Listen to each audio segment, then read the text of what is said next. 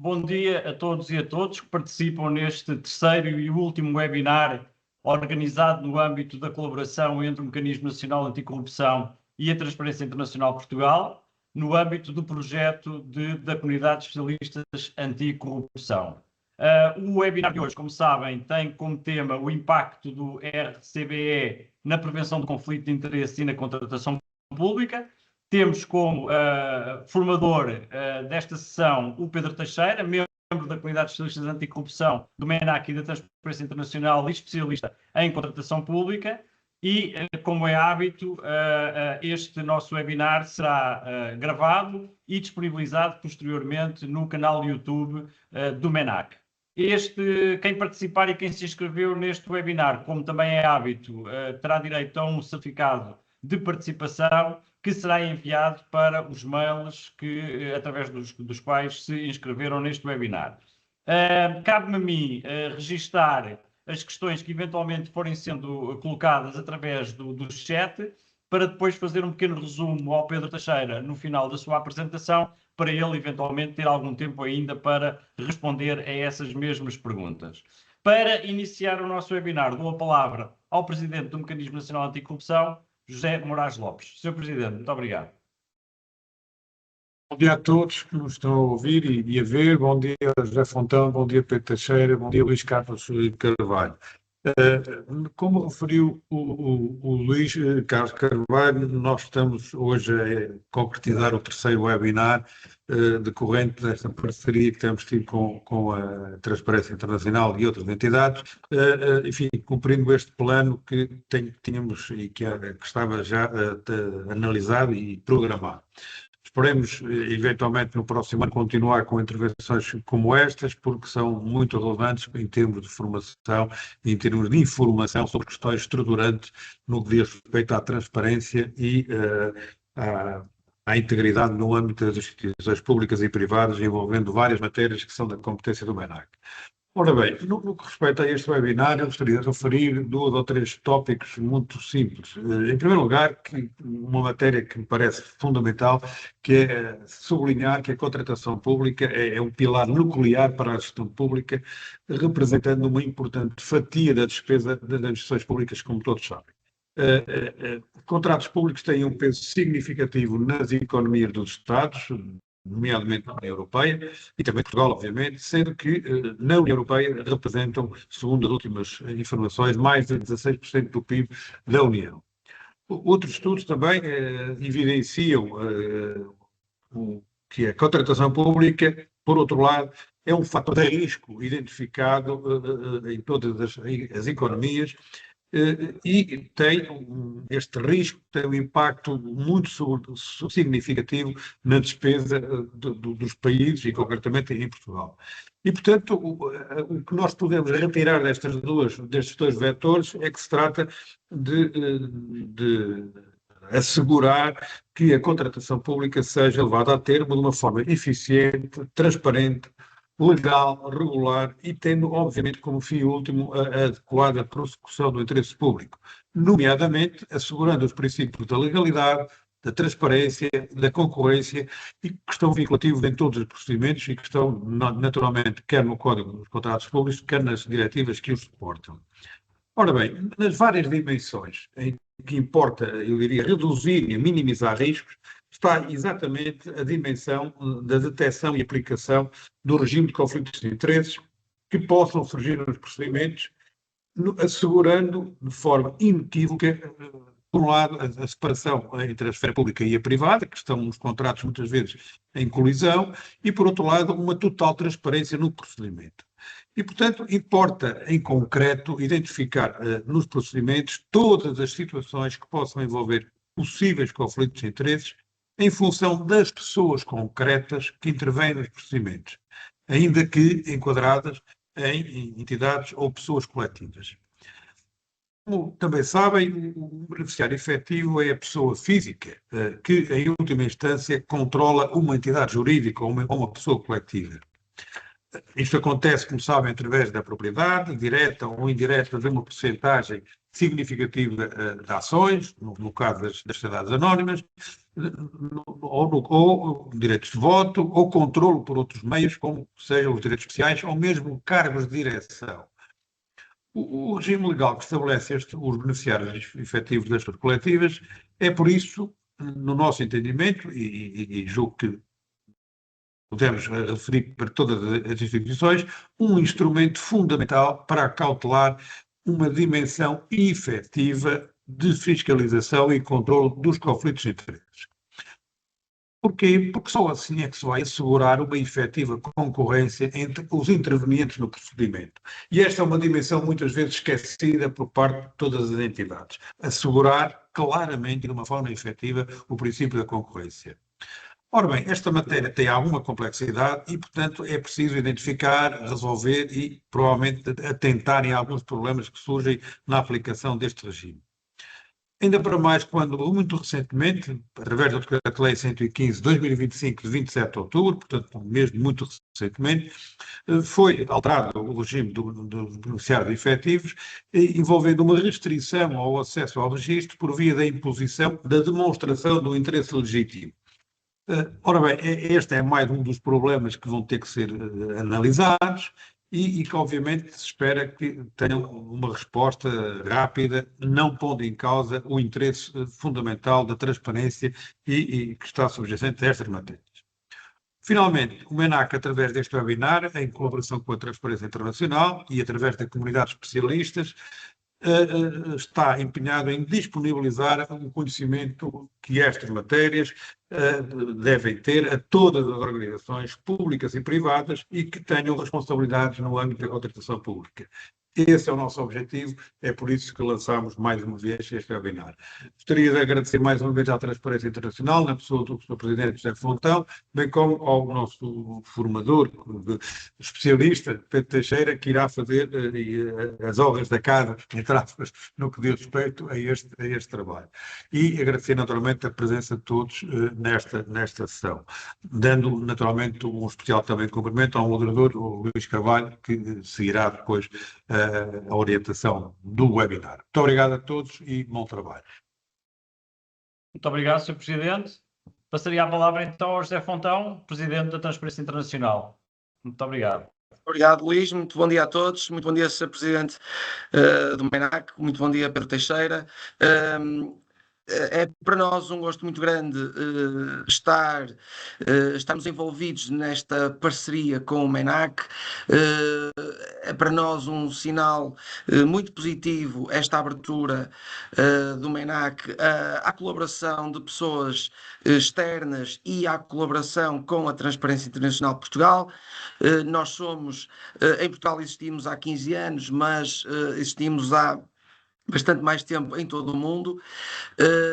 Há muito conhecimento produzido nesta matéria pela Transparência Internacional em muitos países, incluindo em Portugal, e nós temos vindo a dar este contributo, um contributo da sociedade civil, necessariamente modesto, mas é o contributo o melhor que nós conseguimos dar, e creio que este protocolo de colaboração com o MENAC e, em específico, o resultado do trabalho da comunidade de especialistas anticorrupção tem sido e tem tido um impacto muito positivo, como verão da apresentação do Pedro Teixeira.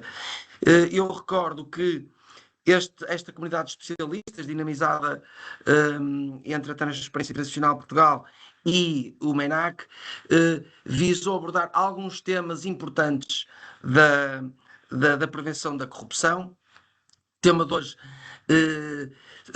tem várias etapas e eu gostava de vos lembrar para, no fundo, terem mais instrumentos para pensar nestas matérias.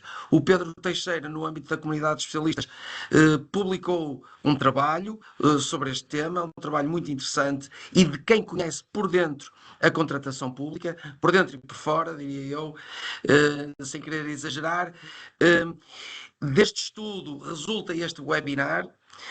que fica gravado para quem quiser rever ou para quem não possa estar a assistir de forma síncrona, para poder ver mais tarde, e do que resultar das vossas perguntas e das respostas que o Pedro Teixeira e eventualmente o Luís Carvalho possam dar, depois haverá lugar, ou poderá haver lugar, a um outro documento de as tais FAQs, ou as perguntas frequentes, que poderão resultar deste webinar, que acrescentará valor ao tema.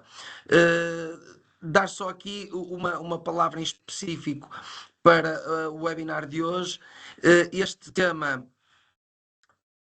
do nosso ponto de vista, é central para a prevenção dos conflitos de interesse, que são uma forma ou uma eventual forma corruptiva, ou eventual ou potencial forma corruptiva de estar na vida pública, mas é também a boa gestão do conflito de interesses também protege aqueles que estão num conflito de interesses. E eu queria deixar esta nota, não me alargo mais, mas a boa gestão dos conflitos de interesses tanto permitem evitar problemas, como também permitem salvaguardar a posição de quem está de boa fé e quem quer, de forma transparente, gerir os seus conflitos de interesses. Portanto, termino aqui dizendo que ficam com o Pedro Teixeira, que é uma pessoa e que deu nota disso e mostra disso na comunidade de especialistas, uma pessoa muito conhecedora do tema e que certamente vocês não se irão arrepender de assistir a este webinar. Muito obrigado a todos, muito obrigado, Sr. Presidente do MENAC, muito obrigado, Pedro Teixeira, e também muito obrigado ao Luís Carvalho, que tem dinamizado estes webinars de forma exemplar. Muito obrigado e um bom dia e uma boa sessão de trabalho para todos. Muito obrigado, José Fontão. Então passo a palavra ao Pedro Teixeira para fazer a sua apresentação. Muito obrigado. Muito bom dia a todos. Muito obrigado, na pessoa do Sr. Presidente do MENAC, pelo convite, e também na pessoa do José Fontão também pelo convite, na medida em que estamos aqui perante uma sessão que foi organizada em conjunto entre o MENAC e a Transparência Internacional, e, portanto, é para mim uma grande honra estar aqui presente a falar convosco, e é também uma grande responsabilidade. Naturalmente, é com esse sentido de grande responsabilidade que venho falar aqui sobre um tema que é um tema que eu julgo que é um tema sensível e importante, e espero naturalmente estar à altura do desafio e conseguir transmitir aqui algumas ideias, algumas reflexões que, tal como o José Fontão foi dizendo, muitas delas vêm de preocupações, de dificuldades e até de algumas angústias e ansiedades que fui tendo ao longo de anos de experiência, no meu caso, em autarquias locais. Eu vou aqui muito rapidamente só partilhar a apresentação que preparei como base, digamos assim, daquilo que queria partilhar convosco.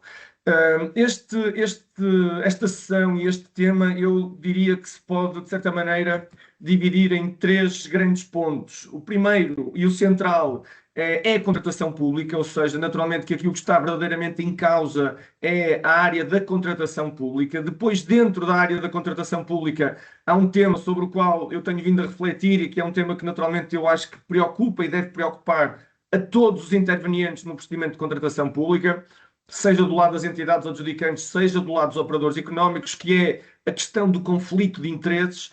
E depois um terceiro tema, digamos assim, que pode ser uma boa ferramenta, ou poderia ser uma boa ferramenta de mitigação das situações de conflito de interesses, que é o RCBE. E, portanto, vamos andar um bocadinho à volta destes três temas, sendo que, naturalmente, cada um deles tem impacto e um impacto diferente. Ora bem, tal como aqui foi dito, perdão, isto é o sentido de responsabilidade. Tal como eu dizia, tal como foi dito aqui nas apresentações iniciais, a contratação pública tem efetivamente um impacto muito significativo no setor público e é sempre uma área de grande responsabilidade para todos aqueles que são intervenientes nos vários procedimentos. Convém não esquecer que a contratação pública é exatamente igual para uma junta de freguesia que normalmente pode até nem ter nenhum técnico. A contratação pública, de facto, tem um peso muito significativo no setor público. E o próprio Código dos Contratos Públicos fala logo no artigo 1º-A sobre esta matéria, artigo este que é um artigo de facto bastante importante, porque para além destas questões fala ainda sobre os princípios aplicáveis à contratação pública e naturalmente que é um artigo muito importante ao qual muitas vezes nós não damos até se calhar a devida atenção, mas como eu dizia, logo no artigo 1º-A, o legislador diz-nos duas coisas muito importantes relativamente a esta matéria do conflito de interesses. Primeiro, diz-nos que as entidades adjudicantes devem adotar medidas adequadas para impedir, identificar e resolver eficazmente conflitos de interesses. Portanto, reparem, há aqui uma responsabilidade legal das entidades adjudicantes no sentido de garantirem que vão instruir os seus serviços, vão organizar os seus serviços para procurar mitigar estas situações de conflito de interesses, e eu queria só dar nota de que esta regra não é uma regra dispicienda, ou seja, esta regra é efetivamente uma regra importante, porque tal como eu vou tentar transmitir ao longo desta apresentação, parece-me que é absolutamente fundamental que as entidades adjudicantes olhem de frente e olhem com vontade, efetivamente, de procurar mitigar este problema para esta questão. Na verdade, muito daquilo que está relacionado com a detecção, com o combate ao conflito de interesses, depende dos instrumentos que a própria entidade pode e deve definir internamente. E, portanto, reparem, é o próprio Código que diz que as entidades devem adotar medidas adequadas para impedir, identificar, resolver eficazmente conflitos de interesses que surjam quer na fase da formação de contrato, quer depois também, naturalmente, na fase da execução de contrato. Convém não esquecer que o conflito de interesses na contratação pública não é apenas algo que se dirige à fase da formação de contrato. Como é evidente, todos nós sabemos que a fase da execução de contrato, que está, de certa maneira, na responsabilidade do gestor de contrato, mas em que não é o gestor de contrato, muitas vezes, o único interveniente, convém não esquecer que também na fase da execução de contrato é muito importante garantir que se mantêm todos os cuidados relacionados com o combate às situações de conflito de interesses. Para além disso, estas medidas que devem ser adequadas a impedir, identificar e resolver eficazmente os conflitos de interesses, elas naturalmente vão de encontro à defesa de princípios que são muito importantes para a proteção dos operadores económicos. Quais são? E foram até aqui sublinhados pelo Sr. Presidente do MENAC, são os princípios da igualdade, da concorrência, da transparência. E, portanto, o conflito de interesses na contratação pública, ele assume várias vertentes. Ele assume uma vertente naturalmente relacionada com a igualdade, a concorrência e a transparência, ou seja, com a proteção daquilo que são os interesses dos operadores económicos, mas até, como disse também o Sr. Presidente do Transparência Internacional, José Fontão, o conflito de interesses assume também uma outra preocupação, que é a preocupação relacionada com a prevenção da corrupção e infrações conexas. Mas nós não podemos olhar para este problema nem apenas sob o ponto de vista da mitigação das questões relacionadas com a prevenção da corrupção e infrações conexas, nem apenas com as preocupações relacionadas com os princípios da igualdade, concorrência e transparência. A maneira como as entidades devem olhar para esta questão deve ser transversal a estas questões, deve ir, de facto, de encontro a tentar mitigar estas questões. Depois, o número 4 do artigo 1º-A diz ainda o que é que se deve considerar por conflito de interesses no âmbito da contratação pública.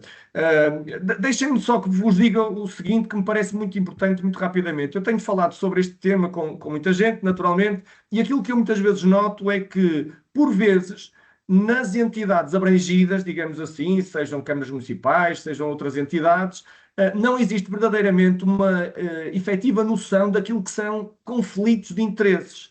E às vezes existe até uma ideia errada sobre a forma como se deve avaliar uma situação de conflito de interesses. Muitas vezes tem-se a noção de que um conflito de interesses é avaliado em função da minha sensibilidade relativamente à isenção e à imparcialidade que eu vou ter numa perspectiva de ser eu a olhar para aquilo que vai ser a minha postura no procedimento e fazer eu a minha avaliação sobre se estou ou não estou abrangido de conflito de interesses. Ora, não é exatamente assim que a questão deve ser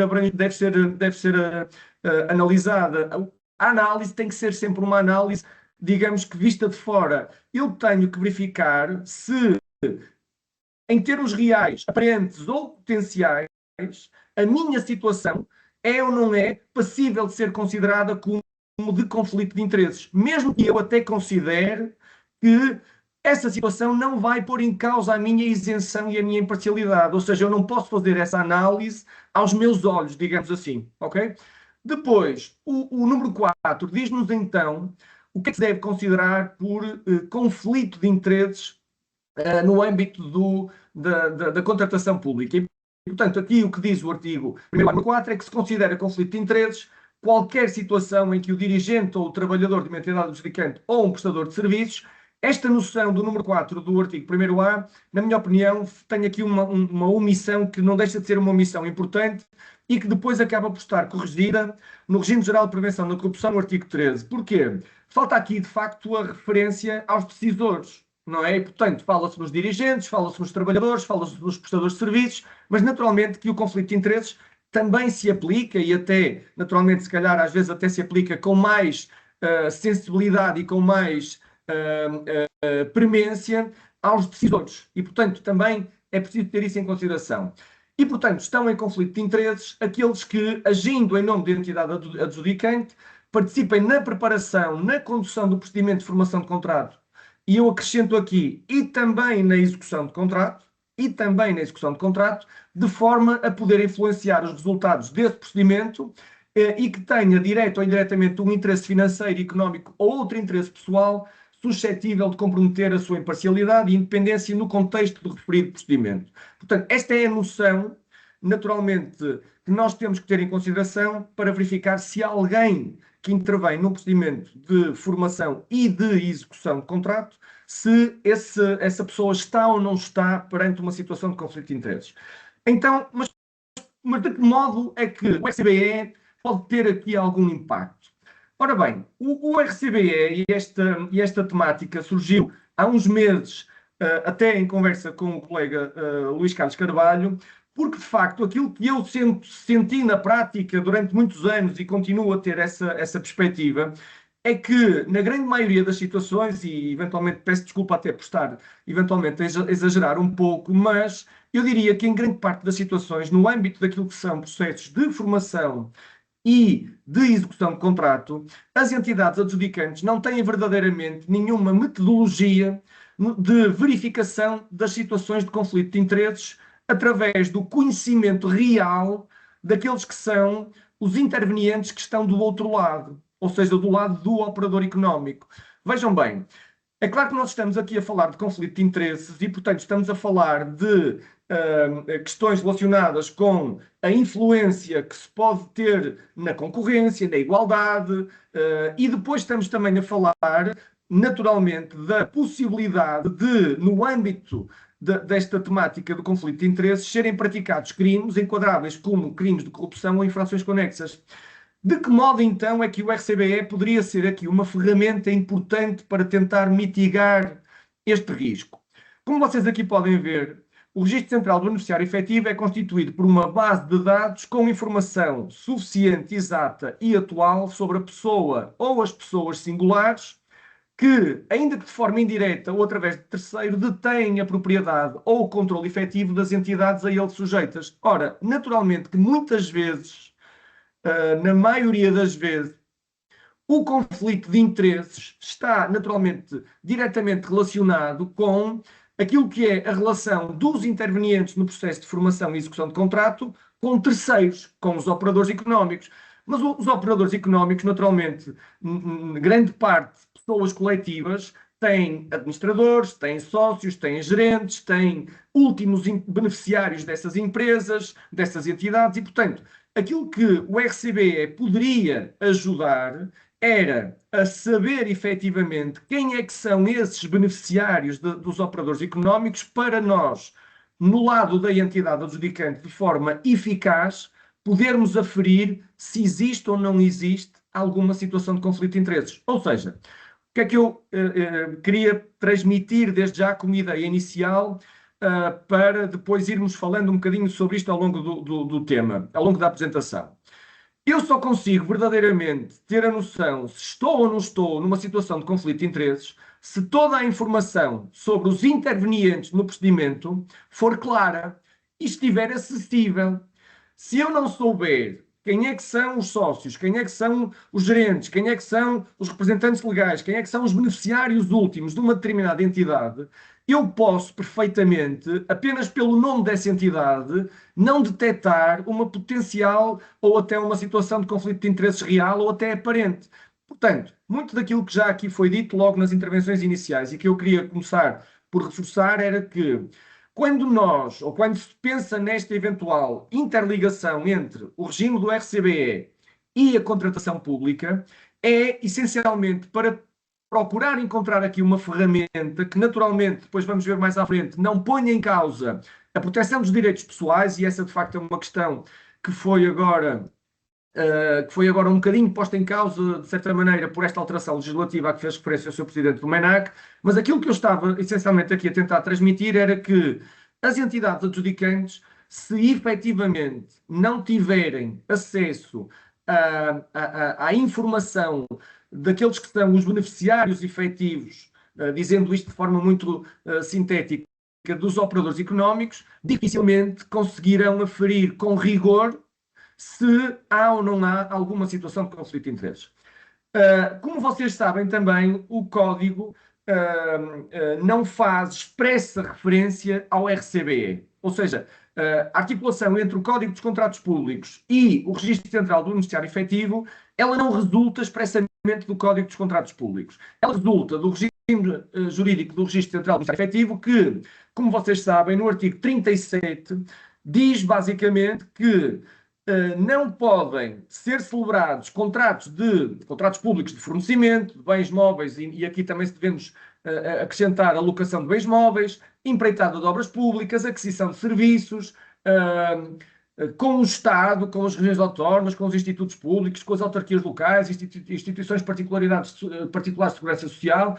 Eu até, sinceramente, julgo que o legislador deveria basicamente ter remetido para as entidades adjudicantes do artigo 2º, mas aqui estão um conjunto de entidades adjudicantes identificadas. Mas o que aqui está referido é que estas entidades adjudicantes não podem celebrar contratos públicos de empreitada, de fornecimento de bens, locação de bens móveis, aquisição de serviços, com entidades que estejam obrigadas a concretizar o Registro Central do Beneficiário Efetivo e que não o tenham feito e que não o tenham atualizado.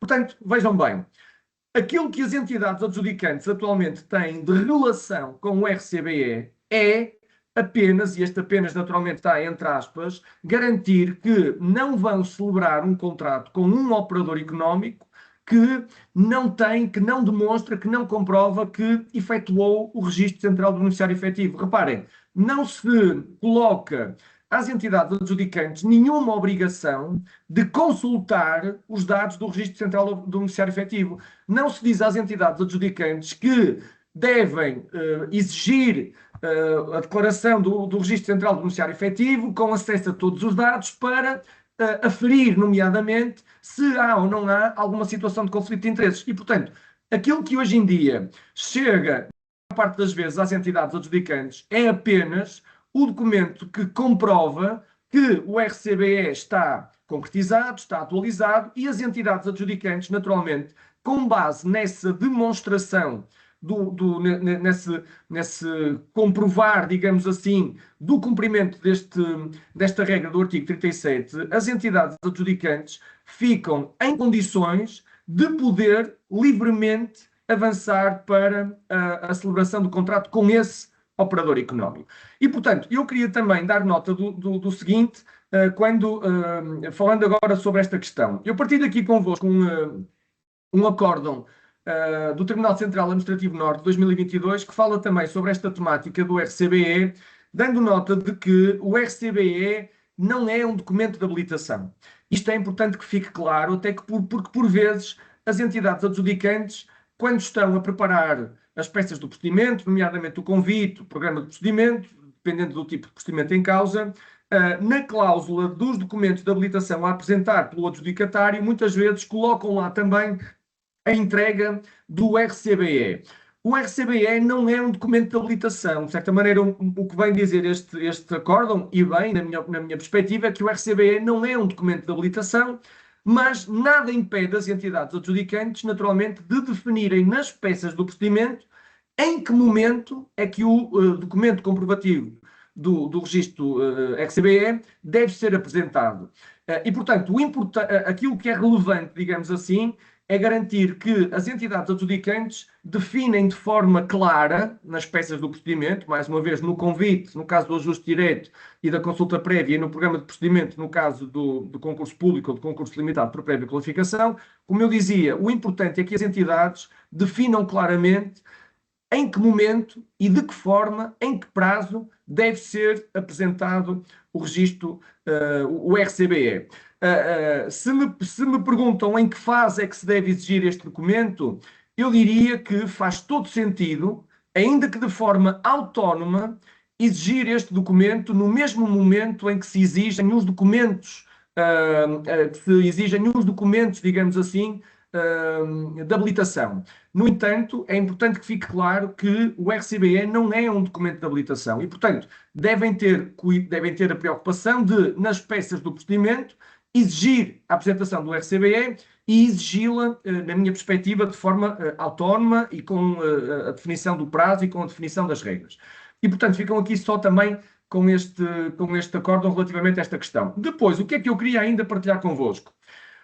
O código, para além de no artigo 1º, fazer referência quer àquilo que deve ser a preocupação das entidades, no sentido de criarem metodologias de detecção, de mitigação do risco do conflito de interesses. E para além de ter uma noção do que é um conflito de interesses, o código exige ainda, como vocês sabem, que os membros do júri e aqueles que são designados gestores de contrato subscrevam uma declaração de inexistência de conflito de interesses. Essa declaração, é claro que é uma declaração importante, é uma declaração que tem que ser preenchida de forma clara por quem é ou quem vai ser membro do júri e por quem vai ser gestor de contrato. E, naturalmente, que aquilo que eu constato na atualidade, na maior parte das entidades, é que muitas vezes estas declarações são claramente subscritas sem que aqueles que vão subscrever a declaração tenham todos os dados relativamente àqueles que são os interessados, digamos assim, os beneficiários dos operadores económicos.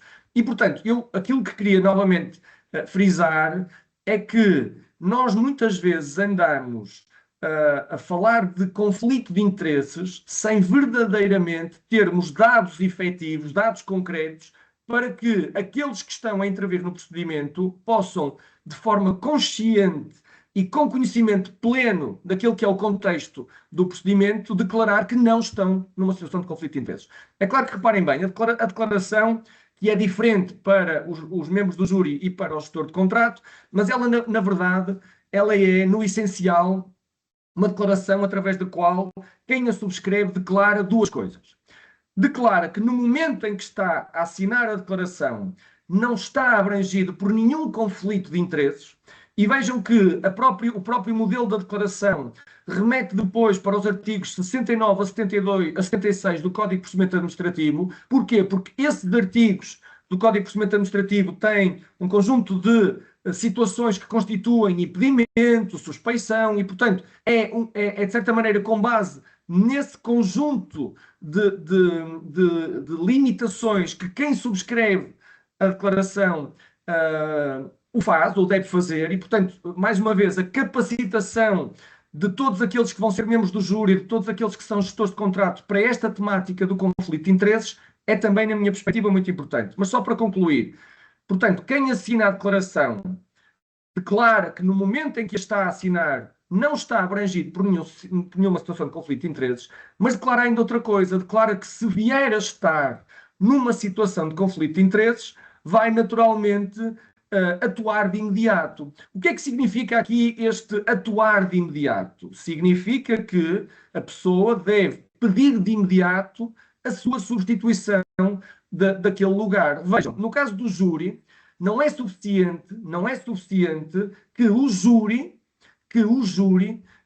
tenha que resolver este problema chamando ao processo algum dos suplentes. Não é dessa maneira que se deve resolver este problema. Ou seja, perante uma situação de conflito de interesses, e vejam bem, isto pode perfeitamente acontecer, por exemplo, num concurso público, em que no momento da subscrição da declaração, o membro do júri não faz ideia quem é que vão ser as entidades, digamos assim, que vão apresentar propostas, não é? Mas, a partir do momento em que sabe quem apresentou a proposta, deve logo verificar se está ou não está numa situação de conflito de interesses e, se estiver, deve logo pedir a sua substituição.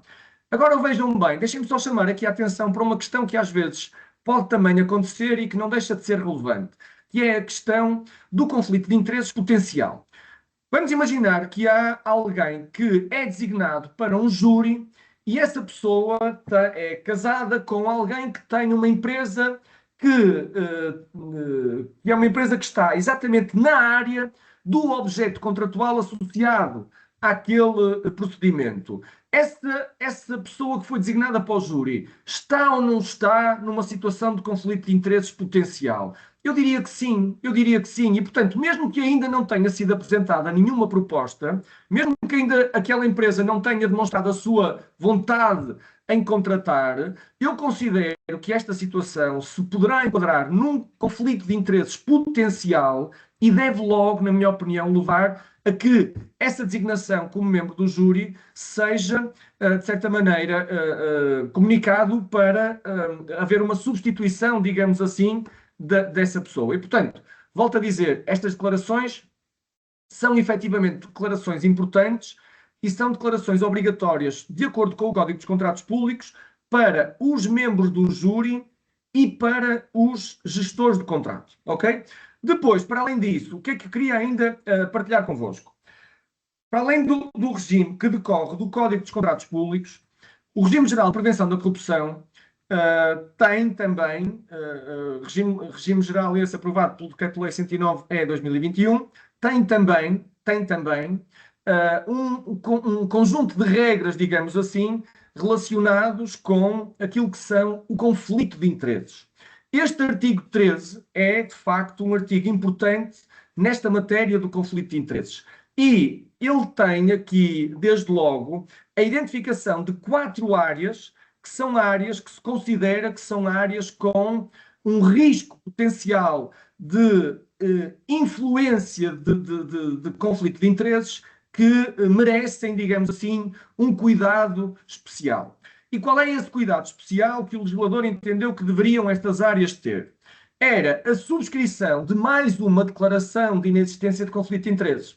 Ora bem, eu queria, sobre este ponto, só partilhar aqui uma ou 2 ideias.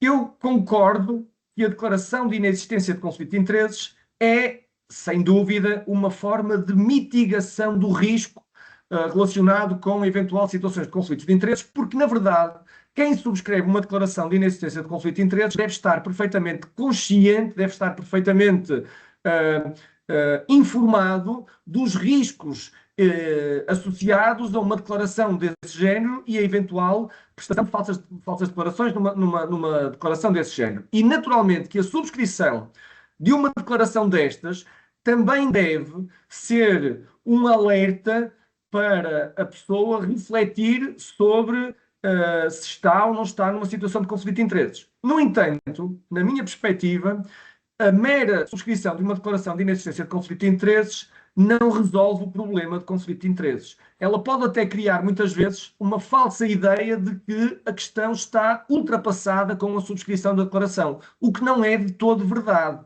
Ok? Portanto, isto significa o quê? Não se esqueçam daquilo que eu acabei de vos dizer.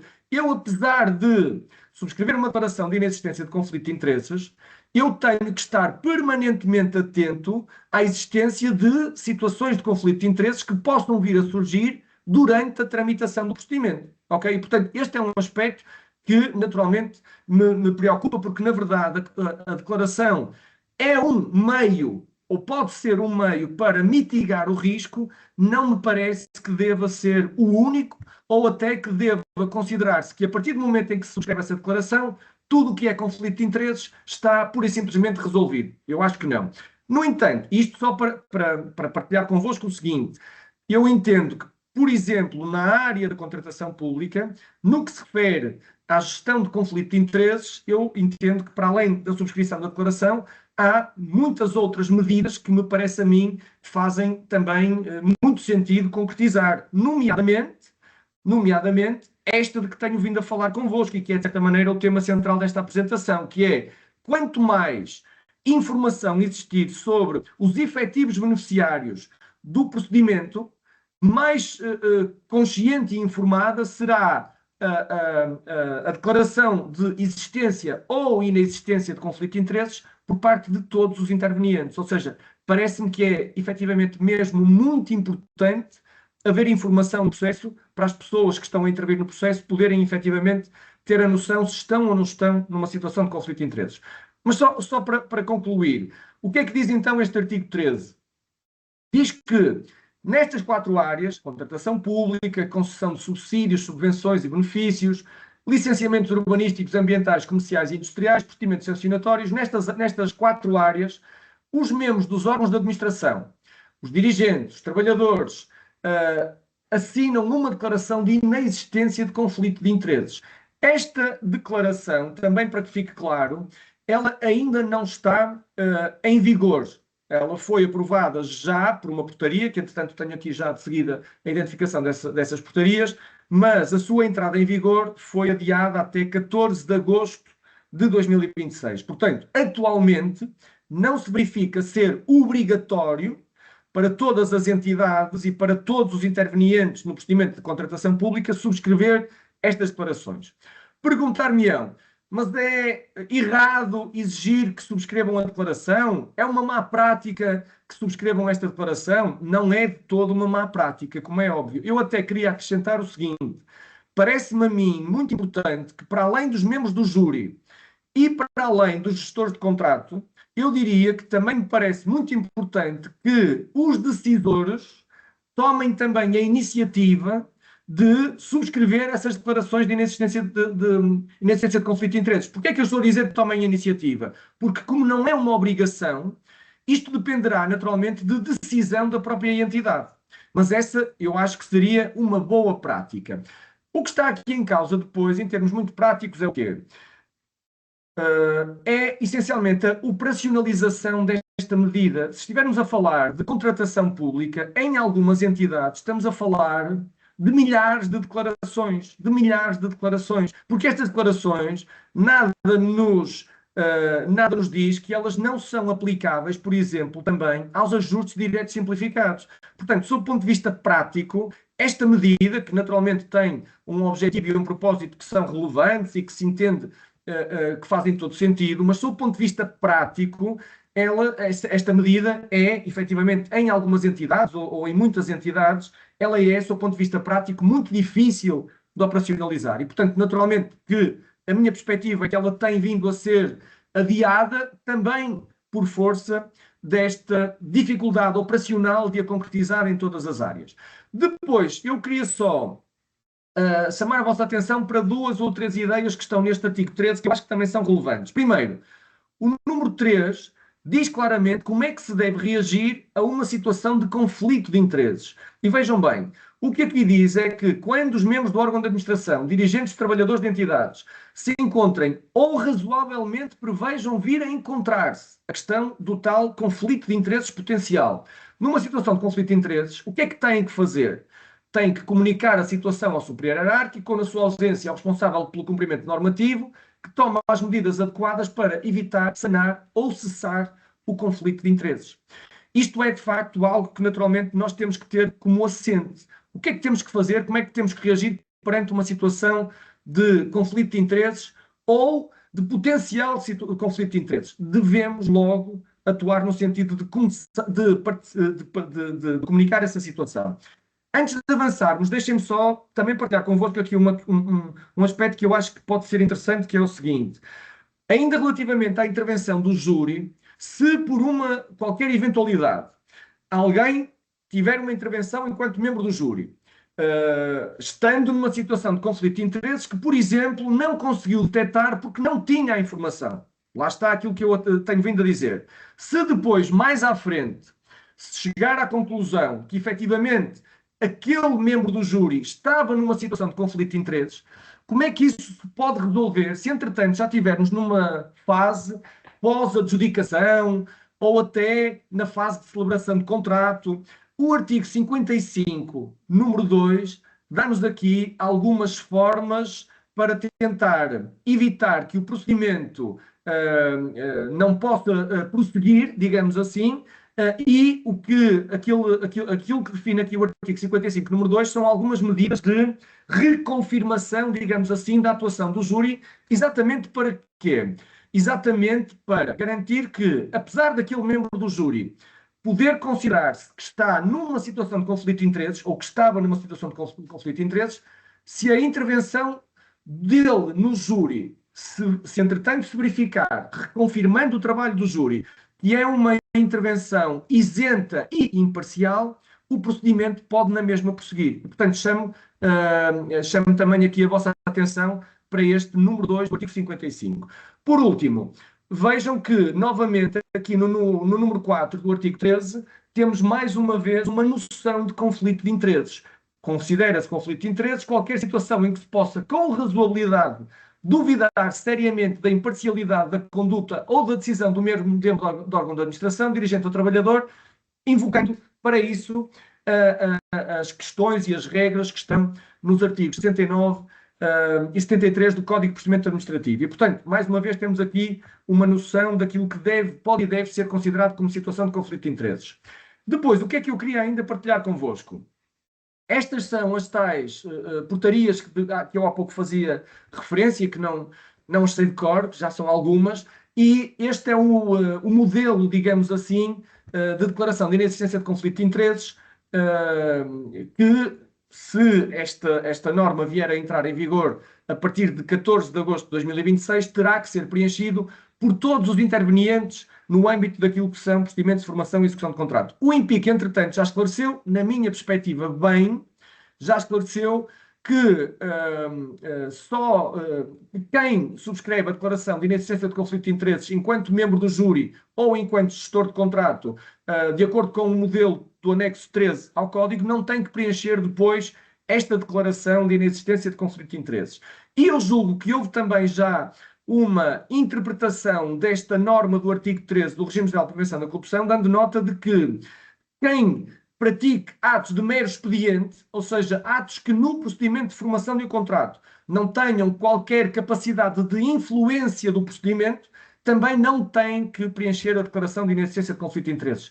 É claro que depois nós vamos ter que ver casuisticamente aquilo que é ou não é uma capacidade de influenciar o procedimento. De qualquer modo, parece-me que esta interpretação é uma interpretação razoável, ou seja, se há alguém que vai, por exemplo, apenas e só receber informação e emitir um cabimento, um documento financeiro, esse cabimento vai ser emitido única e exclusivamente de acordo com os dados que já vêm da contratação pública e, portanto, esse ato não me parece que seja um ato que possa produzir qualquer influência na tramitação do procedimento e, portanto, eu diria que esse ato pode ser classificado como um ato de mero expediente.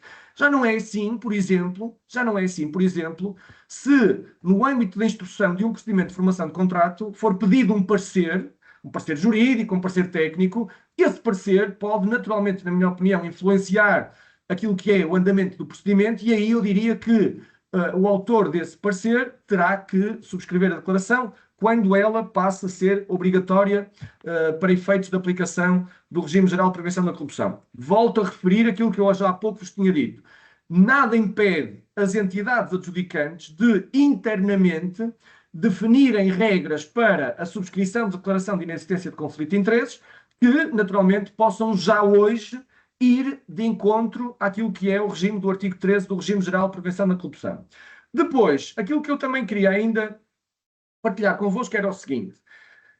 há muitos possíveis intervenientes num processo de contratação pública e todos eles devem estar, de certa maneira, atentos à eventual situação de conflito de interesses. Ou seja, o que é que eu queria transmitir-vos?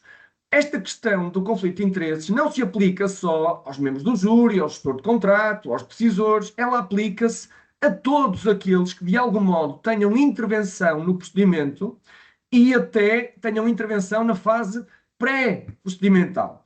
Porquê? Porque essas intervenções, se puderem ter ou se puderem influenciar o resultado final do procedimento, é claro que uma situação de conflito de interesses pode levar a que essa influência seja uma influência que ponha em causa a concorrência, a igualdade, a transparência, ou até, no limite, que esteja na base da prática de uma infração punível como o crime de corrupção e infrações conexas. Portanto, aquilo que eu queria só aqui muito rapidamente partilhar convosco, evidentemente para falar de cada uma destas fases estaríamos aqui o dia todo, mas não é isso não é esse o centro desta apresentação. Eu, de qualquer das maneiras, queria só alertar para alguns pontos que me parecem importantes. Na fase da identificação da própria necessidade, é relevante identificar quem o faz e é relevante que essa identificação da necessidade seja o mais clara possível? Claro que sim, claro que sim. Vejam bem, qualquer contrato público nasce da identificação de uma necessidade essa que vai dar resposta a um interesse público e que não pode ser suprida com os meios próprios da entidade. A identificação de uma necessidade que não exista, a identificação de uma necessidade que não vai efetivamente de encontro à resposta ao interesse público, a identificação de uma necessidade que tenha logo a definição de características que estão muito direcionadas para um operador económico. Tudo isto podem ser sinais de eventuais situações de conflito de interesses ou situações até de práticas enquadráveis no âmbito daquilo que é o crime de corrupção e infrações conexas. Portanto, naturalmente que também a identificação da necessidade é uma fase importante, eu diria muito importante, naquilo que vai ser depois toda a instrução do procedimento, até porque, vejam bem, muito daquilo que vão ser depois as características, as especificações técnicas, as obrigações, as regras de execução de contrato, nascem logo neste momento da identificação da necessidade. Portanto, logo aqui, quem intervém nesta fase, e muitas vezes quem intervém nesta fase, intervém também na fase seguinte, que é uma fase eventual, a fase da consulta preliminar ao mercado, é evidente que estas intervenções são intervenções que podem ter influência decisiva no próprio procedimento. E, portanto, o que me parece, desde logo, é que quem está a intervir nestas fases, por um lado, deve estar identificado para ficar claro que foi aquela pessoa que identificou aquela necessidade e, por outro lado, também deve ficar muito claro que esta identificação da necessidade deve ser o mais densificada possível para a defesa do próprio e também, naturalmente, para a defesa da instituição, sendo que esta identificação da necessidade é o que vai depois sustentar a decisão de contratar. O mesmo acontece com a consulta preliminar ao mercado.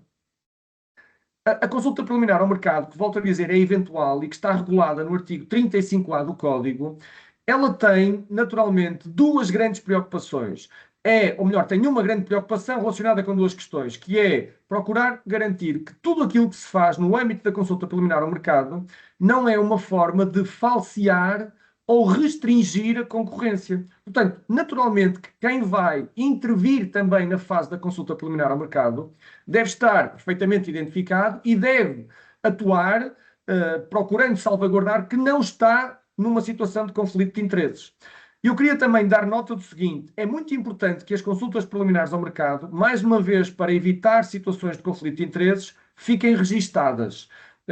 Nós até podemos fazer uma consulta preliminar ao mercado através de vários telefonemas, mas registremos esses telefonemas e aquilo que foi a informação que nos foi dada. Podemos até realizar uma reunião com os operadores económicos, mas deveríamos fazer uma ata dessas reuniões. E, portanto, as consultas preliminares, também por uma questão de transparência, que depois leva à isenção e à imparcialidade, também aí, naturalmente, deve procurar garantir-se que não existe uma situação de conflito de interesses. Vejam bem, se alguém está a fazer a levar a efeito uma consulta preliminar ao mercado e se está logo consultar entidades, por exemplo, que são uma empresa que é do seu irmão, que é do seu pai, é claro que essa pessoa deve logo pedir para essa consulta preliminar ao mercado e a análise aos dados da consulta preliminar ao mercado serem feitas por outras pessoas, não é? E, portanto, o que me parece aqui também é que, nestas situações, a entidade adjudicante deve sempre procurar evitar situações de conflito de interesses, alterando os intervenientes do seu lado e não afastando os operadores económicos, que naturalmente eles também não podem ser prejudicados, objetivamente, por uma potencial situação de conflito de interesses. Portanto, a entidade deve ter mecanismos para tentar evitar que a situação de conflito de interesses tenha impacto direto no procedimento.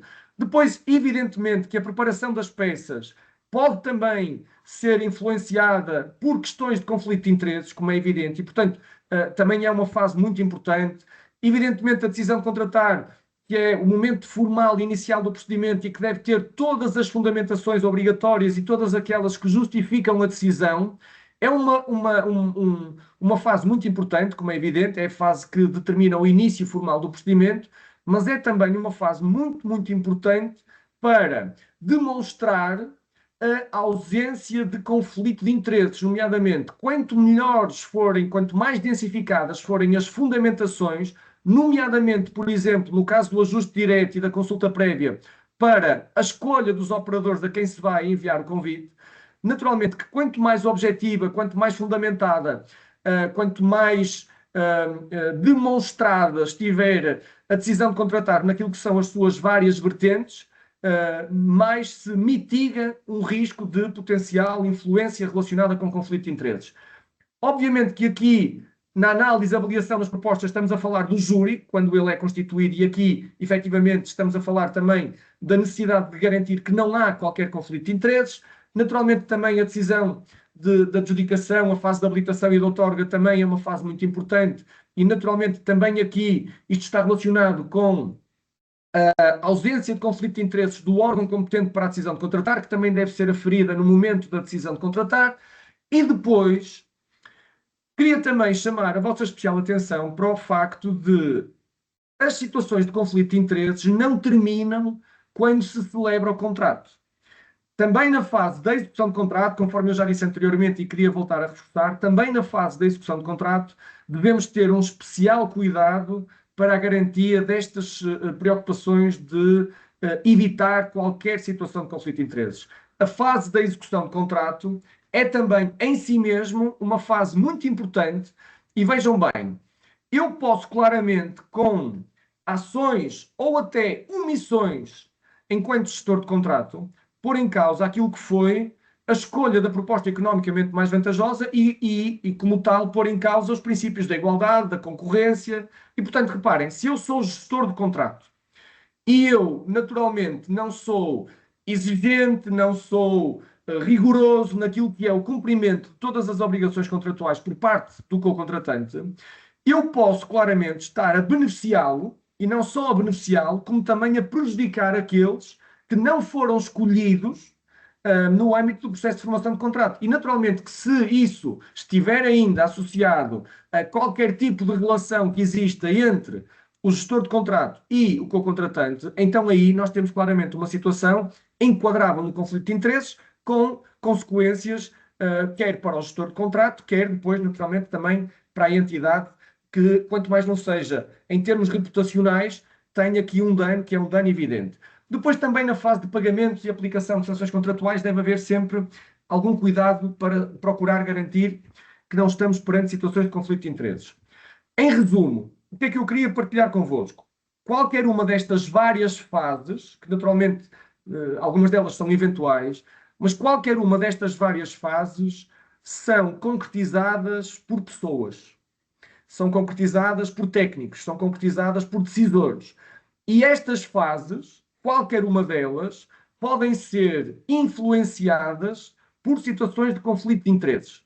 Ora, estas pessoas que intervêm nestas várias fases, naturalmente, devem estar atentas para a eventual situação de conflito de interesses e devem atuar, aliás, conforme diz o Regime Geral de Prevenção da Corrupção, comunicando de imediato essa situação e pedindo que essa situação se avalie, nomeadamente para depois tentar concretizar a sua substituição, se for o caso. Mas quem está a intervir nestas várias fases, para poder ter a certeza se está ou não está perante uma situação de conflito de interesses, o que é que tem que saber? Tem que ter informação sobre quem é que são, efetivamente, os titulares, os administradores, os gestores, os sócios, os beneficiários dos operadores que estão do outro lado. E, portanto, esta é um bocadinho a ideia subjacente à apresentação que aqui vos trago. Quanto mais informação a entidade adjudicante tiver do seu lado, mais fácil é combater, mitigar esta questão do conflito de interesses.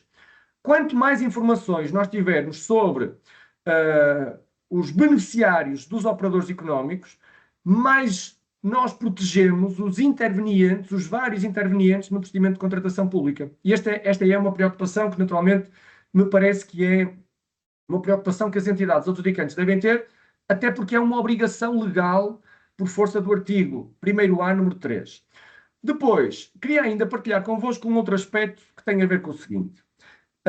Atualmente, as entidades adjudicantes já têm que ter uma série de preocupações no caso do ajuste direto e da consulta prévia, quando vão escolher as entidades às quais vão enviar o convite.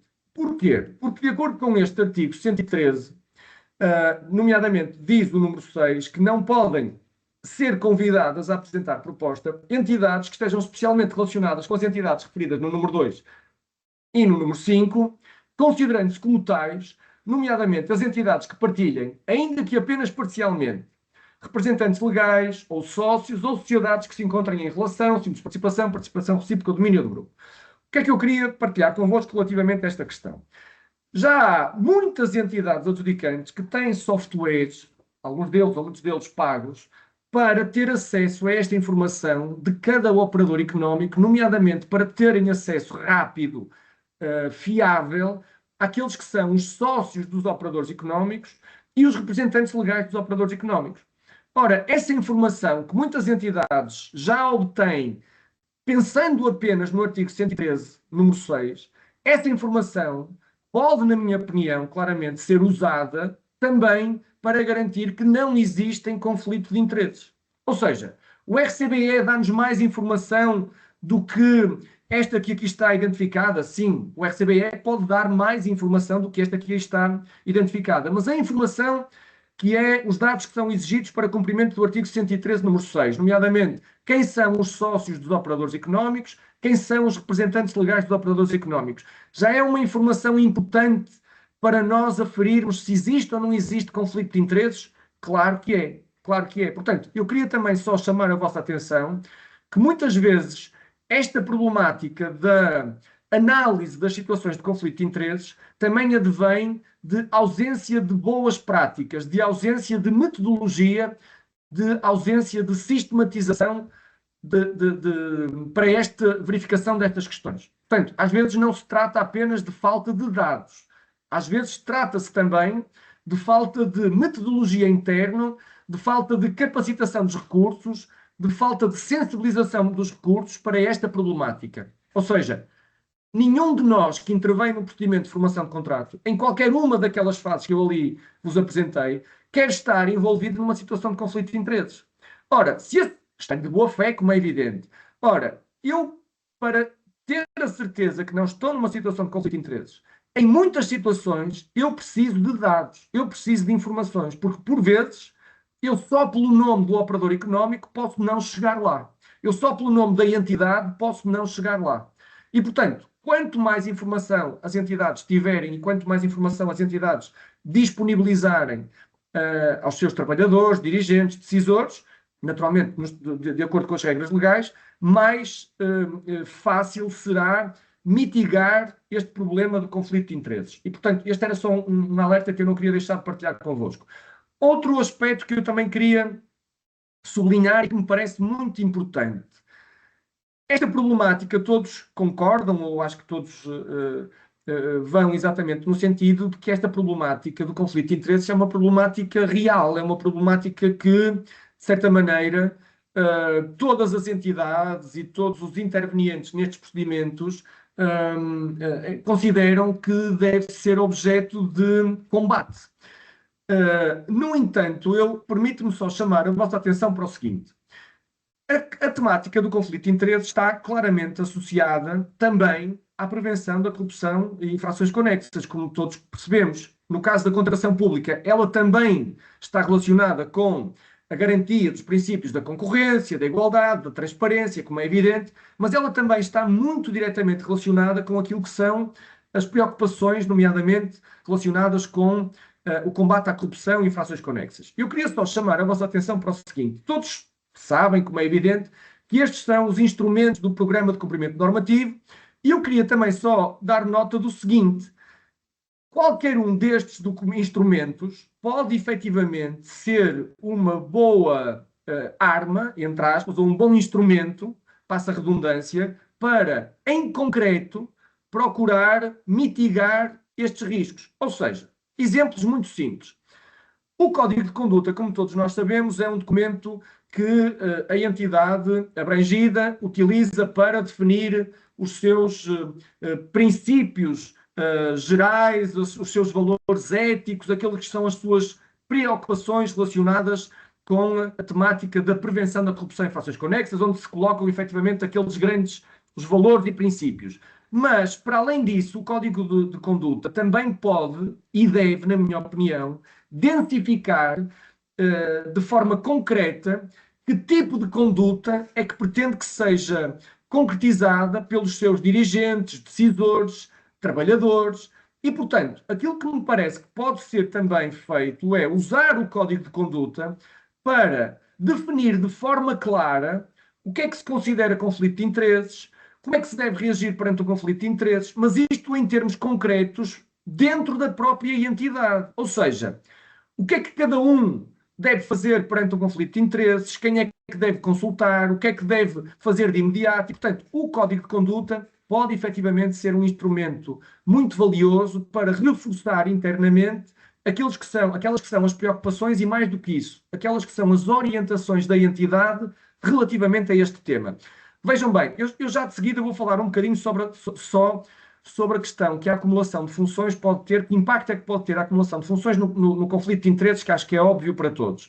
O Código de Conduta pode também, claramente, fazer referência expressa àquilo que são as situações de acumulação de funções, que práticas é que devem ser adotadas relativamente à acumulação de funções, que cuidados é que se devem ter para garantir que a acumulação de funções não é uma forma de pôr em causa o conflito de interesses e, portanto, o Código de Conduta é, sem dúvida, um instrumento muito importante e que eu acho que pode ser claramente usado para, internamente, definir o que é que se pretende para evitar situações de conflito de interesses e como combatê-las e como atuar.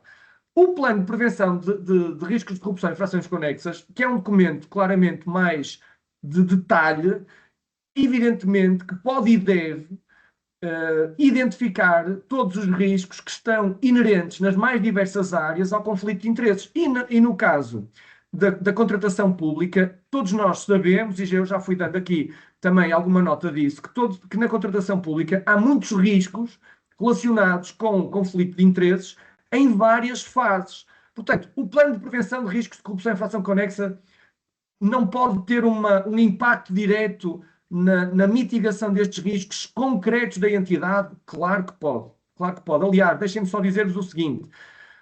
A reavaliação, a análise e a avaliação que se faz ou deve fazer do plano de prevenção, que deve ser feita pelo menos todos os anos, mas na minha perspectiva ela deve ser permanente no sentido de procurar garantir que os riscos, que naturalmente vão mudando, vão sendo atualizados e as medidas preventivas e corretivas vão também sendo adaptadas àquilo que é a própria evolução da entidade.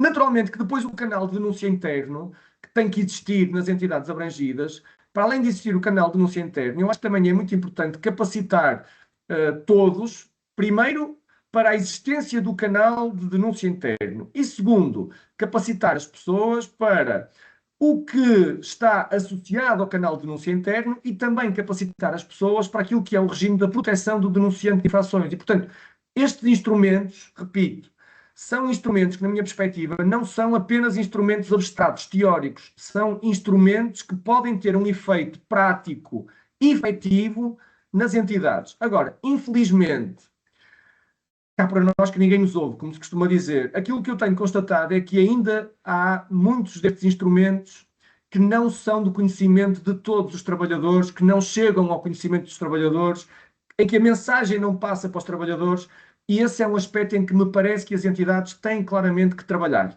Ou seja, olhar cada vez mais para estes instrumentos como instrumentos que podem ser uma oportunidade de melhoria dos próprios serviços, ok? Depois, para além disso, duas questões que eu não queria deixar de partilhar convosco e que eu acho que estão, de certa maneira, um pouco associadas a esta temática do conflito de interesses. Ainda que, naturalmente, sejam questões completamente distintas. A primeira é a questão da segregação de funções, que tem uma importância muito grande no caso da contratação pública. Eu transcrevo aqui esta noção de conflito de interesses retirada do Manual do Gestor de Contratos Públicos do INPIC, que, aliás, é um manual que eu acho que quem é gestor de contrato deve conhecer e deve procurar ter até como referência, digamos assim, para aquilo que são as suas atuações enquanto gestor de contrato. Mas eu queria só partilhar convosco o seguinte. A segregação de funções é uma forma de evitar o conflito de interesses? Eu diria que não. Mas a segregação de funções é claramente uma forma de mitigar o impacto de uma situação de conflito de interesses. Isso claramente. Ou seja, se eu tiver alguém num procedimento que esteja abrangido por uma situação de conflito de interesses e que, como tal, a sua isenção e imparcialidade seja posta em causa, o que pode depois ter impacto na concorrência, na igualdade, na transparência, se essa pessoa estiver a desempenhar várias ou até todas as funções no procedimento de formação de contrato, tirando a função decisória, é claro que o impacto que uma situação dessas, de conflito de interesses, vai ter no procedimento é enorme. Se essa pessoa, abrangida por uma situação de conflito de interesses, for apenas um de vários intervenientes no procedimento, a possibilidade de se mitigar as consequências dessa situação é muito maior. Porquê? Porque vão haver vários intervenientes, vão haver várias validações, vão haver várias pessoas, se calhar até a estar atentas e até a tomar conhecimento de que aquela situação pode ter na base uma situação de conflito de interesses e, portanto, a segregação de funções, na minha perspectiva, ainda que não evite as situações de conflito de interesses, eu acho que pode claramente mitigar o impacto decorrente de uma situação de conflito de interesses, entre outras vantagens claramente decorrentes da segregação de funções. Obviamente, não digo isto sem saber que a segregação de funções depende do número de recursos que cada entidade tem, como é óbvio. Portanto, para muitas entidades, esta ideia da segregação de funções, em teoria, é uma ideia muito positiva, muito interessante, mas depois faltam os recursos para a concretizar. Tenho plena consciência disso. No entanto, eu acho que deve haver sempre, de algum modo, uma preocupação em ir de encontro a este princípio. Ok? Depois, outro aspecto que eu também queria partilhar convosco e que também me parece que é relevante, está relacionado com a questão da acumulação de funções. Eu partilho aqui convosco um extrato do artigo 22 da Lei Geral de Trabalho em Funções Públicas, que basicamente define as regras para ser admissível a acumulação de funções públicas com funções privadas. Eu aqui queria só chamar a atenção do seguinte: é possível acumular funções privadas com funções públicas? Claro que é, está previsto na lei, assim como é possível acumular funções públicas com outras funções públicas. Eu queria só também chamar a vossa atenção para o facto de, evidentemente, que a acumulação de funções pode gerar um risco adicional, não é? Pode gerar um risco adicional de conflito de interesses. Portanto, o que eu acho que é muito importante, mais uma vez, é as entidades abrangidas, por um lado, serem muito claras relativamente àquilo que são as regras relacionadas com os pedidos de acumulação de funções. Aliás, o Regime Geral de Prevenção da Corrupção exige que as entidades abrangidas, as entidades públicas abrangidas, disponibilizem na intranet internamente todas as informações sobre os requerimentos, os manuais, as regras da acumulação de funções. Esse é um aspecto, efetivamente, que me parece importante ter em consideração, ou seja, é importante informar os trabalhadores, dirigentes e até os membros dos órgãos de administração sobre quais é que são as regras da acumulação de funções, e é também muito importante, na minha opinião, transmitir a ideia de que, ainda que se autorize uma acumulação de funções, ela não pode, em circunstância alguma e durante a sua vigência,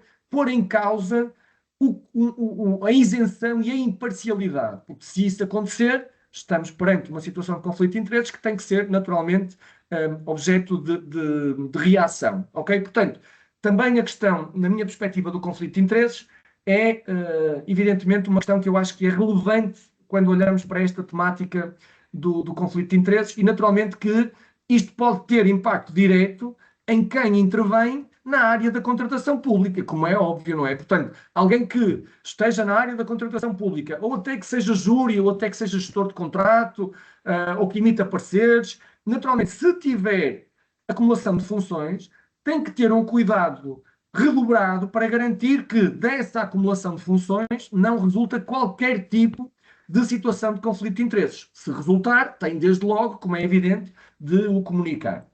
Depois, falar só um bocadinho relativamente a esta alteração que foi agora concretizada no regime jurídico do Registro Central do Beneficiário Efetivo.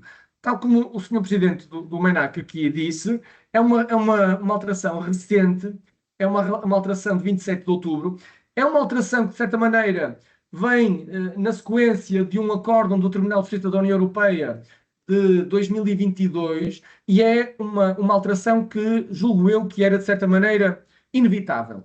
Ainda assim, o que aqui é dito no preâmbulo deste diploma é que esta solução pretende assegurar um justo equilíbrio entre a proteção dos direitos fundamentais, em particular o direito ao respeito da vida privada e o direito à proteção dos dados pessoais, e a prossecução de um objetivo legítimo de interesse geral, como a proteção do sistema financeiro da União Europeia contra o branqueamento de capitais e financiamento do terrorismo. Ora bem, em que é que consiste, em termos muito sintéticos, e eu vou apenas falar aqui do artigo 19, em que é que consiste esta alteração? Portanto, vocês conseguem ver aqui as duas versões deste artigo 19 e aqui no lado direito, a negrito, temos aquelas que são as alterações efetuadas ao artigo 19 que regula a informação pública resultante do RCBE. Ora, o que vocês podem verificar é que a versão anterior dizia que era disponibilizada publicamente em página eletrónica a seguinte informação sobre os beneficiários efetivos das entidades que, de acordo com o disposto no artigo 3º, estejam sujeitas ao RCBE. E depois tinham as informações que eram disponibilizadas. A redação atual, o que é que vem dizer? Vem dizer que é disponibilizada em página eletrónica a quem demonstre ter um interesse legítimo no acesso à informação. Portanto, foi acrescentada esta exigência de demonstração do interesse legítimo no acesso à informação. Naturalmente que aqui a questão que se coloca, e o Sr. Presidente do MENAC referiu isso e muito bem, a questão que aqui se coloca é nós agora verificarmos como é que as entidades responsáveis por analisar esta invocação do interesse legítimo, que critério é que vão ter na análise deste tipo de demonstração.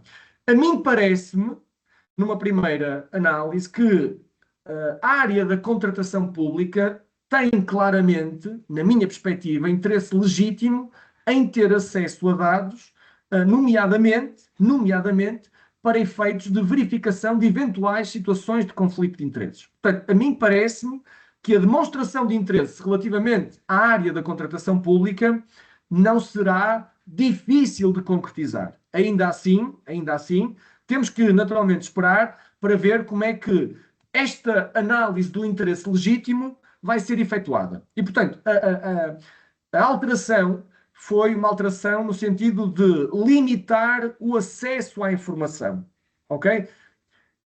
É uma alteração no sentido da transparência, no sentido da maior informação sobre os beneficiários efetivos? Claramente não é. Mas aqui o que esteve em causa foi a ponderação de interesses distintos. O interesse na proteção dos dados pessoais, dos dados da vida pessoal, e o interesse relacionado com a transparência, com o acesso à informação.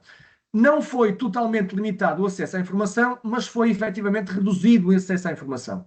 E, portanto, é este aspecto que agora nós temos que ter em consideração quando eventualmente pretendermos consultar os dados constantes do Registro Central do Beneficiário Efetivo. E depois foram acrescentados os número 4 e o número 5, que vêm basicamente dizer que todos os acessos efetuados devem ficar registados para fins de auditoria ao sistema pelo prazo de 5 anos, incluindo a invocação do interesse legítimo invocado, que fica também registado, e depois o número 5, que nos diz que a informação sobre os beneficiários efetivos das entidades que, de acordo com o disposto no artigo 13, estejam sujeitas ao RCBE, pode ainda ser disponibilizada através de serviço de carteira digital, em moldes a definir em diploma próprio. Portanto, é um bocadinho esta alteração que, de facto, tem impacto significativo, mas cujas consequências concretas vamos ter que esperar ainda para ver um bocadinho como é que se concretizarão.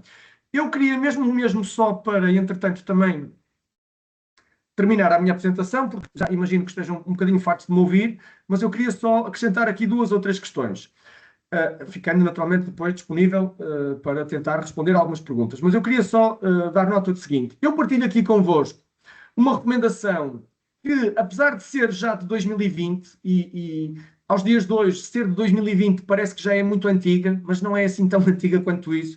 Eu partilho aqui convosco uma recomendação que me parece que pode ser interessante nós analisarmos, nós verificarmos de certa maneira como é que ela se pode depois aplicar à nossa realidade, à realidade de cada uma das nossas entidades, e depois partilho aqui, para concluir, um conjunto de pontos para reflexão. Ou seja, na verdade, aquilo que eu queria aqui partilhar convosco eram algumas ideias que me parece a mim que fará sentido que as entidades adjudicantes, os vários intervenientes na contratação pública, tenham em consideração para tentar, de certa maneira, procurar melhorar a maneira como se previne o conflito de interesses e a maneira como se reage à verificação de situações de conflito de interesses. Ora bem, o que é que eu queria só aqui partilhar convosco alguns pontos para reflexão? Primeiro, o primeiro ponto é relacionado com o próprio controle e fiscalização do regime jurídico do Registro Central do Beneficiário Efetivo. Ou seja, o que é que eu queria desde já partilhar também convosco? Para além da exigência do RCBE, eu acho que também é muito importante haver cada vez maior fiscalização sobre a maneira como os dados são efetivamente carregados no Registro Central do Beneficiário Efetivo. Ou seja, não é suficiente, na minha perspectiva, que as entidades cumpram com a obrigação. As entidades têm que cumprir com a obrigação de forma efetiva, de forma real, de forma verdadeira, de forma atual. E, portanto, este é um aspecto que me parece que tem que ser também claramente objeto de reflexão para o futuro. Ou seja, cada vez mais haver uma maior preocupação de fiscalização dos dados que estão no RCBE. Depois, também me parece que é um aspecto que se deve ponderar, que é se as entidades adjudicantes devem ou não ter metodologias para assegurar, desde a fase pré-procedimental até à fase da extinção do contrato, da execução do contrato, a identificação de todos os intervenientes diretos e indiretos na instrução do procedimento, de formação e execução do contrato, para que seja possível, de forma clara e transparente, identificar esses intervenientes e, eventualmente, verificar se existem conflitos de interesses. O que é que eu queria partilhar convosco, que para mim é uma preocupação? Não raras vezes, e certamente alguns de vocês também se irão rever nisto que eu vos vou dizer, mas não raras vezes, há procedimentos de contratação pública que são originados, que são, como é que eu ia dizer, que partem de ordens ou de indicações de pessoas que depois acabam por não ter nenhum registro procedimental. E isto é um problema. Ou seja, ainda que eu esteja a preparar uma informação, sob o ponto de vista administrativo, em nome de alguém, essa pessoa que me está a dar essa ordem, essa indicação, essa orientação, e que na verdade é quem tem efetiva influência na instrução do procedimento, ela deve estar de algum modo identificada no processo. E isto é algo que eu acho que ainda se verifica em várias entidades e que me parece a mim que é claramente um problema e é claramente um risco. Depois, outro aspecto que também acho que é importante, no caso dos contratos de atribuição de subvenções, subsídios, apoios, que é um contrato excluído da parte 2, que está previsto no Código dos Contratos Públicos, neste artigo 5º, número 4, eu acho que é muito importante que quando essas decisões de atribuição de subsídios, subvenções e apoios são concretizadas, os decisores que vão tomar essas decisões tenham conhecimento efetivo de quem são os membros dos órgãos sociais dessas entidades que muitas vezes beneficiam dos apoios. É muito importante que quem está a tomar uma decisão esteja a tomar uma decisão de forma informada. E reparem, há muitas entidades que aprovam apoios, muitas vezes, muitos apoios, e portanto, quem está a concretizar essa decisão deve, de algum modo, ter a noção de que não está numa situação de conflito de interesses. Como é que o pode saber? Olhando para a identificação dos membros dos órgãos sociais dessas entidades. Este é um aspecto que também me parece que pode merecer alguma reflexão. Depois, se devem também as entidades adjudicantes evitar procedimento em que as decisões concretizadas no âmbito da fase da formação de contrato, bem como na fase da execução de contrato, não possuem as necessárias informações técnicas dos serviços com as respectivas fundamentações, para dessa forma se tornar claro o processo de recurso decisório. Ou seja, o que é que eu estou aqui a tentar partilhar convosco? Eu acho que também é muito importante garantir que os procedimentos têm sempre, de algum modo, desde que a estrutura e os recursos o permitam, alguma informação que enquadre factualmente e em termos legais aquela decisão. Ou seja, tentar evitar, parece-me que é muito importante, aquelas situações em que um procedimento tem apenas uma decisão. Não tem qualquer análise, não tem qualquer informação, não tem qualquer enquadramento. E, naturalmente, que isto pode também ser uma forma de esconder conflitos de interesses de pessoas que podem estar a dar conforto a quem vai tomar a decisão, mas sem que fique registada essa informação que depois está verdadeiramente na gente de quem decide. E, portanto, se há análise factual, legal, de um determinado procedimento que vai dar origem a uma decisão, quem faz essa análise deve registar essa análise no procedimento para tornar mais claro o procedimento. Depois também me parece muito importante, dentro daquilo que é possível, como é evidente, se procure registar no procedimento a informação sobre os titulares de órgãos de gestão, da administração e os representantes dos vários operadores económicos com quem a entidade se vai relacionando ao longo do procedimento. Dir-me-ão, mas isto na prática é muito difícil de concretizar, pois o desafio é esse, foi um bocadinho esse desafio que nos levou a refletir sobre este tema, na medida em que este registro desta informação, ele deveria ser cada vez mais automático, ok? A ideia é precisamente essa, é tentar evitar que a obtenção destes dados seja morosa, problemática, burocrática, mas apenas existindo dados concretos sobre os vários intervenientes no procedimento é que nós conseguiremos, de forma efetiva, saber se há ou não há conflito de interesses, mitigar os riscos inerentes aos conflitos de interesses.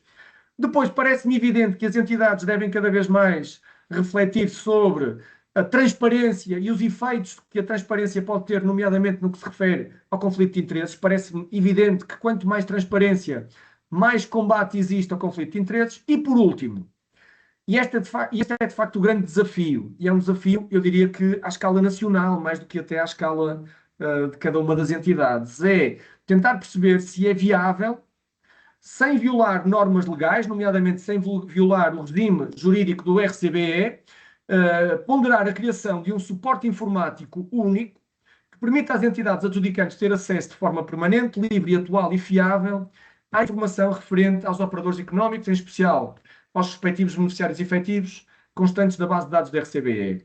Isto, para mim, de facto, é o grande desafio. Quanto mais informação nós tivermos, mais conforto nós vamos dar aos intervenientes no procedimento de que não estão numa situação de conflito de interesses. E acho que, naturalmente, todos ganham com este tipo de informação. Este era um conjunto de pontos que eu gostava de deixar aqui convosco para reflexão futura. Era isto que, da minha parte, queria transmitir-vos, agradecendo imenso a vossa paciência para me ouvirem durante este tempo todo. E, naturalmente, que agora, Luís, estou disponível para tentar responder algumas perguntas ou até para tentar refletir aqui sobre um outro ponto que considerem interessante ou relevante. Ok? Muito obrigado. Pedro, muito obrigado pela excepcional apresentação. Penso que foi muito útil Eu queria apenas dar nota de que lamentamos que muitos dos participantes neste nosso webinar tenham sido redirecionados para um link que foi gerado automaticamente pelo sistema informático e nós não temos grande resposta para isso e que confundiu, digamos assim, os links de participação aqui no nosso webinar. Felizmente foi possível ao longo do tempo ir aceitando as pessoas para este webinar, mas admito que algumas delas tenham perdido alguma parte importante da apresentação de Pedro Teixeira. Como eu tive a oportunidade de dizer, este webinar está a ser gravado, pelo que ele ficará disponível designadamente para estas pessoas que eventualmente apenas conseguiram assistir a parte da apresentação do Pedro Teixeira, e só temos, de facto, do ponto de vista do MENAC, só temos a lamentar que isto tenha acontecido, mas são situações da informática que muitas vezes nós não conseguimos dominar. Apesar de tudo, também é através destes novos sistemas informáticos que nós conseguimos ter aqui um webinar que está a ser participado por cerca de 460 pessoas, o que obviamente do ponto de vista físico provavelmente era completamente impossível termos este nível de participação e designadamente um nível de participação, por aquilo que se consegue perceber, que vai de norte ao sul do país e das ilhas e portanto isso do ponto de vista físico seria obviamente muito difícil de conseguir ter este nível de participação. Eu iria talvez passar, antes de encerrarmos o nosso webinar, eu registrei aqui algumas questões e iria talvez colocá-las ao Pedro para ele eventualmente poder ter a oportunidade de se pronunciar um pouco sobre elas. Tenho aqui basicamente 5 questões. A primeira, quando numa sociedade anónima o RCBE não identifica claramente os beneficiários efetivos, mas tem o Conselho de Administração, por exemplo, como proceder? Efetivamente não sei quem são efetivamente os últimos beneficiários desta empresa. Uma outra questão é, considerando que o artigo 36, número 1 do RCBE nos diz que a verificação do registro no RCBE deve ser exigida em todas as circunstâncias em que a lei obriga a verificação da situação tributária regularizada e uma vez que num procedimento de tipologia ajuste direto, regime simplificado não se aplica à apresentação de documentos de habilitação, questiono se não será uma boa prática dispor destes documentos previamente à adjudicação. As alterações feitas aos órgãos sociais ou outras de um operador económico levadas a registro... Luís, eu se calhar, porque a minha capacidade de reter... Ok. Queres já começar por estas duas? Eu se calhar falava destas duas. Muito Ora bem. bem, relativamente à primeira, confesso muito sinceramente que não tenho uma resposta muito direta e muito clara para a questão. Eu diria que numa situação dessas, de uma sociedade anónima, naturalmente que pode haver aí alguma dificuldade em chegar efetivamente aos beneficiários efetivos. Naturalmente, o conhecimento dos membros do Conselho de Administração deve ser tido em consideração para ponderar eventuais conflitos de interesses. E depois, para além disso, é preciso também ter a noção de que o conflito de interesses, obviamente que depende muito do acesso a essa informação, mas também depende muito daquilo que é o conhecimento de cada um dos intervenientes e daquilo que é a intervenção de cada um dos intervenientes. Se algum dos intervenientes sabe que tem alguma pessoa das suas relações que tem ações nessa sociedade, mesmo que não haja acesso a essa informação, essa pessoa deve logo pedir a sua substituição no procedimento. E, portanto, é claro que quanto mais informação, melhor é o combate e a identificação de situações de conflito de interesses, mas naturalmente cada um de nós também deve ter esse cuidado. Relativamente à segunda questão, Luís, eu diria muito rapidamente que sim, que me parece que faz todo sentido, até por força daquilo que a própria pergunta indica, por referência ao artigo 36, nomeadamente relacionado com a questão dos pagamentos, ou seja, que quando se vão fazer pagamentos também se deve exigir a declaração comprovativa do RCBE e, portanto, o que eu diria era que, naturalmente, num ajuste direto simplificado, a questão que as entidades depois têm que ponderar é: faz sentido pedir este documento logo na adjudicação e condicionar até a rápida execução daquilo que se pretende ao documento? É preciso ter aí também instrumentos muito céleres, porque senão isso pode pôr em causa aqueles que são os objetivos do ajuste direto simplificado, que muitas vezes estão associados à própria urgência. Mas eu diria que sim, eu responderia que sim à segunda questão. Ok? Muito obrigado. Muito bem, então mais duas questões. As alterações feitas aos órgãos sociais ou outras de um operador económico levadas a registro são automaticamente atualizadas no RCBE ou tem o operador económico de proceder a essa atualização e com que prazo? E depois uma outra pergunta. O portal do fornecedor ganha especial relevância como instrumento de controle do 113 do CCP. E a consulta deste portal dos fornecedores do Estado, aptos a todas as informações necessárias para os convidar à apresentação de proposta, habilitação e pagamentos devidos, não seria benéfico?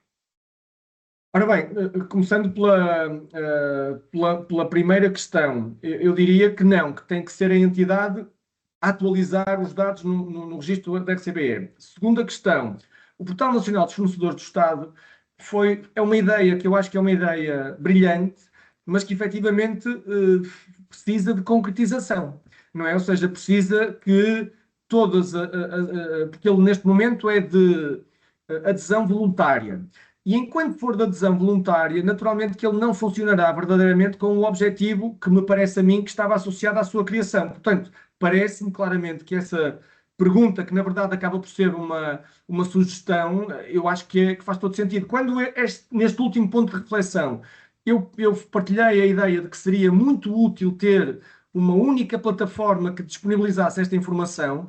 É claro que se essa plataforma fosse, por exemplo, o Portal Nacional dos Fornecedores do Estado, onde para além destes dados facultasse também o acesso às declarações de não dívida à Segurança Social, à Autoridade Tributária, ao Registro Criminal, isso era ainda melhor e era ainda mais facilitador do trabalho das entidades adjudicantes. Portanto, parece-me que essa sugestão é, sem dúvida, uma excelente sugestão e se calhar esse poderia ser o caminho. Finalmente, eu tenho aqui uma última questão que me parece particularmente relevante, o Pedro logo irá se é relevante ou não, mas que de alguma forma entronca com esta questão que agora tivemos a oportunidade de falar sobre as alterações, designadamente em matéria da questão do interesse relevante relativamente ao acesso à informação. Esta pessoa pergunta: o acesso às plataformas são efetuados pelo técnico responsável pelo processo, com recurso à sua própria chave móvel digital, ficando registado o nome do técnico que consultou, quando não é em seu nome pessoal que ele verdadeiramente está a fazer essa consulta, mas em nome da entidade adjudicante, que ele está efetivamente a proceder a essa consulta. O que achas, Pedro? Eu acho que esta questão é uma questão que tem que ser claramente resolvida. Já por várias vezes em sessões deste género, a falar um bocadinho sobre este tema, várias pessoas me vieram precisamente confrontar com essa dificuldade e com essa angústia, basicamente, não é? Porque, na verdade, tem que se garantir que quem vai fazer essa consulta, que o faz, não em seu nome naturalmente pessoal, mas em representação da entidade. É claro que me parece que pode também ponderar-se a hipótese de associar à própria assinatura digital do cartão de cidadão a capacitação profissional, ok? E nessas circunstâncias ficava claro que o acesso era feito não a título pessoal, mas a título profissional. Esse eu acho que pode ser um caminho. Agora, parece-me que essa questão claramente vai ter que ser analisada, até porque se agora o acesso vai depender da demonstração do interesse legítimo, e vamos ver depois como é que isto vai ser materializado em concreto, tem que ficar claro que não é a pessoa individual que está a fazer o acesso que tem esse interesse e que o vai demonstrar, mas sim a entidade que ela está, naquele caso em concreto, a representar. Portanto, esse problema, Luís, eu parece-me que vai ter claramente que ser objeto de análise e de resolução, porque senão podem-se criar aí situações difíceis até no que se refere à própria demonstração do interesse legítimo, parece-me. Muito bem. Pedro, eu penso que não poderíamos ter terminado de melhor maneira este ciclo de 13 webinars que foram organizados pela Transparência Internacional e pelo MENAC, com, obviamente, a colaboração de alguns dos membros da comunidade especialista de anticorrupção no âmbito do protocolo que foi celebrado entre estas duas entidades. Penso que os comentários que estão neste momento a surgir são exatamente de parabéns ao Pedro Teixeira pela excepcional apresentação que ele aqui nos trouxe. Portanto, julgo que estamos todos de parabéns relativamente a esta iniciativa. Como teve a oportunidade de dizer o José Fontão, os 3 documentos de apoio que foram elaborados pelos membros da comunidade especialistas serão em breve e depois, obviamente, de serem atualizados e de serem ratificados. Provavelmente este do Pedro, eventualmente também, provavelmente com a entrada em vigor deste novo decreto-lei, eventualmente poderá precisar de alguma retificação, mas o MENAC e a Transparência Internacional, muito brevemente, irão disponibilizar nos seus sites os 3 documentos de base relativamente aos 3 webinars que foram realizados nestes últimos 3 meses, e com isso também, no fundo, darmos mais um contributo para o esclarecimento de muitas dúvidas que certamente existem relativamente a estas matérias e, desta forma, continuarmos juntos a combater a fraude, a corrupção e a batermos pela integridade e pela ética, designadamente na relação entre o setor privado e o setor público. Portanto, eu só tenho a agradecer ao Pedro Teixeira esta magnífica apresentação, outra coisa não seria de esperar. Agradecendo a todos os participantes, tivemos praticamente 460 pessoas a participar. Acho que é de facto, são iniciativas que poderão vir a ter, relativamente a outras temáticas, vir a ter continuidade. E, portanto, só tenho a agradecer ao Pedro Teixeira e desejar a todos os participantes um ótimo fim de semana e bom trabalho no âmbito das vossas organizações. Muito obrigado. Muito obrigado a todos. Um abraço. Obrigado.